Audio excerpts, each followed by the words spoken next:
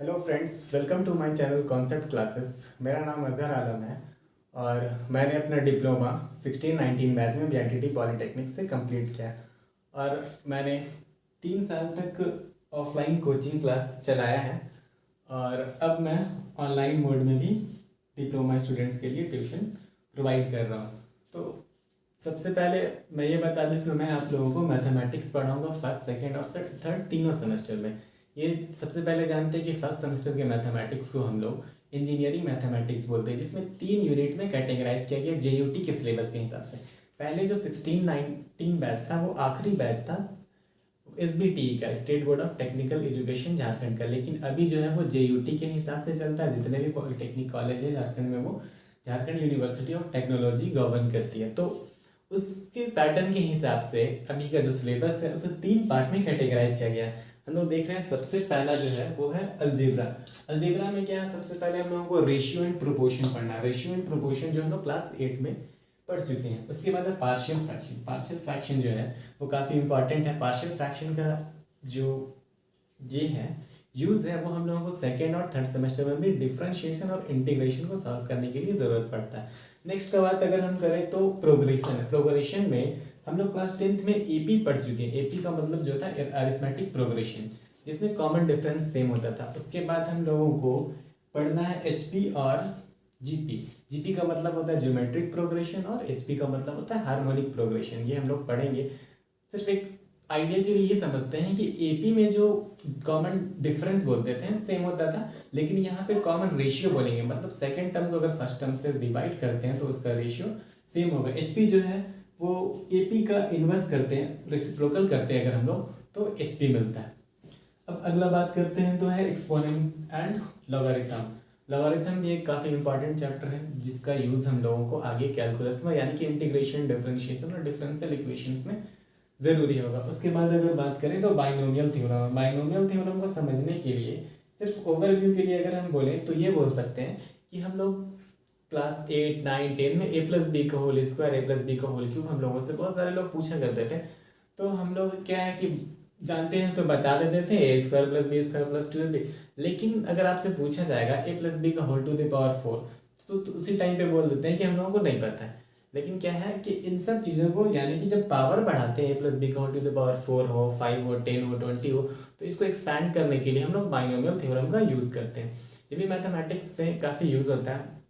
उसके बाद नेक्स्ट है अलजेब्रा का पार्ट, कॉम्प्लेक्स नंबर।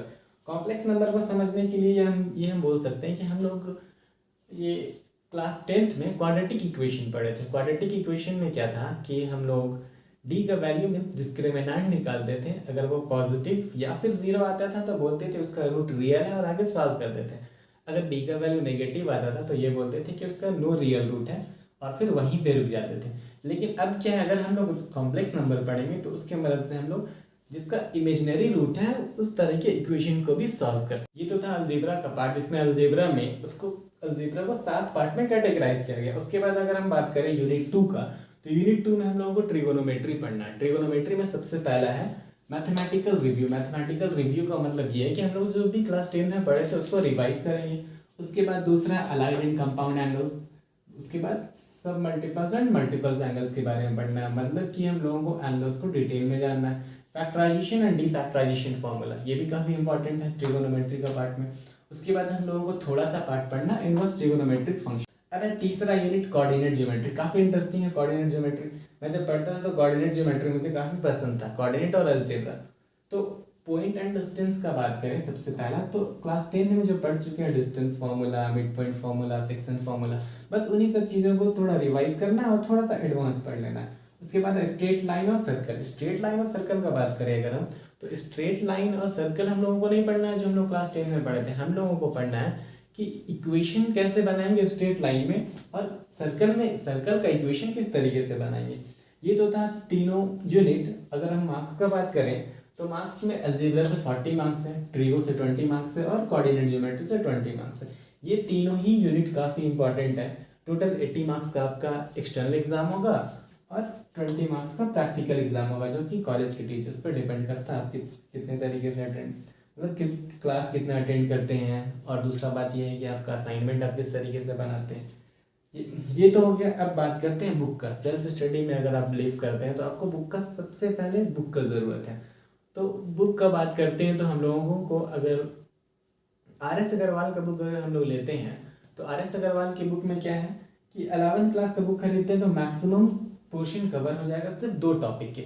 ये 2 टॉपिक क्या है? पहला टॉपिक है रेशियो प्रोपोर्शन वेरिएशन, मैंने कहा ये 8th क्लास के बुक से भी मिल जाता है। उसके बाद है इनवर्स ट्रिगोनोमेट्रिक फंक्शन। एक्चुअली में इनवर्स ट्रिगोनोमेट्रिक फंक्शन जो है वो क्लास 12th में पढ़ाया जाता है जयपुर आईसीएसई बोर्ड में। तो इस वजह से ये 11th के बुक में नहीं मिलेगा। आप चाहें तो क्लास 12th का भी आईसीएसई। आई होप आपको ये वीडियो पसंद आया होगा। तो हमारे चैनल्स को सब्सक्राइब कीजिए और इस वीडियो को ज़्यादा से ज़्यादा लाइक और शेयर कीजिए। और मैं इसी तरह से आगे भी वीडियो बनाता रहूँगा और आपको टॉपिक वाइज हर एक टॉपिक को पढ़ाऊँगा।